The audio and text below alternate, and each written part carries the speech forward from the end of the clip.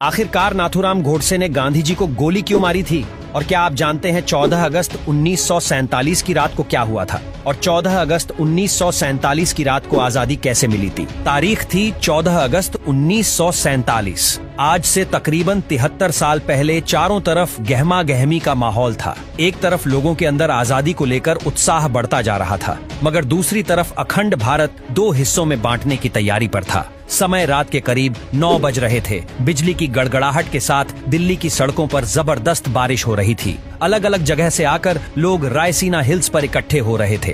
कुछ ही देर में लाखों की तादाद में लोग इकट्ठे हो चुके थे। रात के करीब 10 बजे जवाहरलाल नेहरू, सरदार वल्लभ भाई पटेल और राजेंद्र प्रसाद और माउंटबेटन वायसराय हाउस पहुंचे। अब कुछ ही समय बचा था। भारत को आजाद होने में कुछ लोगों के चेहरे पर मायूसी थी तो कुछ लोगों में उत्साह। और यहाँ पर जवाहरलाल नेहरू अपनी स्पीच शुरू करते हैं। उनके भाषण की शुरुआत इन 2 लाइनों से शुरू होती है। At the stroke of midnight hours when world sleeps, India will be awake to life and freedom. कुछ ही देर बाद वह घड़ी आ ही गई जब भारत ने आजादी की सांस ली। रात 12 बजे शंखनाद से हमारे देश की आजादी का आरंभ हुआ था, जिसमें ग्राउंड पर खड़े लोग महात्मा गांधी के नाम के नारे लगाए जा रहे थे और जो लोग अपने घरों में यह भाषण और सब कुछ रेडियो पर सुन रहे थे, उनकी भी खुशी का कोई ठिकाना नहीं था, क्योंकि उस समय भारत एक आजाद परिंदा हो गया था, जिसका हमने करीब 200 सालों से इंतजार किया था। 14 अगस्त सन 1947 में रात भर बारिश के बाद सुबह आसमान बिल्कुल साफ था, जब सुबह 8:30 पर पंडित नेहरू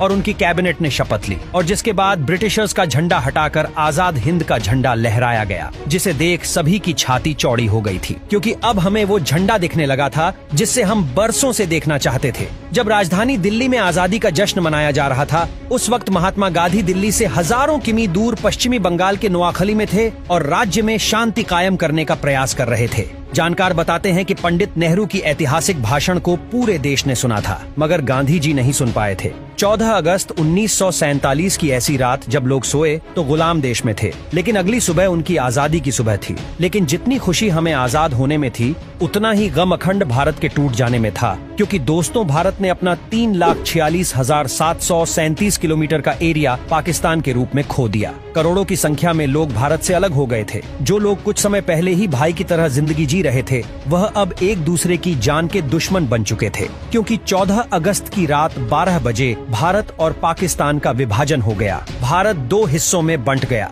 जिसमें एक हिस्सा पाकिस्तान और दूसरा हिस्सा हिंदुस्तान के नाम हो गया था, जिसकी वजह से कई सारे दंगे हुए। जो लोग खुद को पाकिस्तान में सुरक्षित महसूस समझते थे, वे वहां चले गए, और जो लोग भारत में सुरक्षित महसूस कर रहे थे, वे यहाँ पर आ गए। कहा जाता है कि करोड़ों लोग पलायन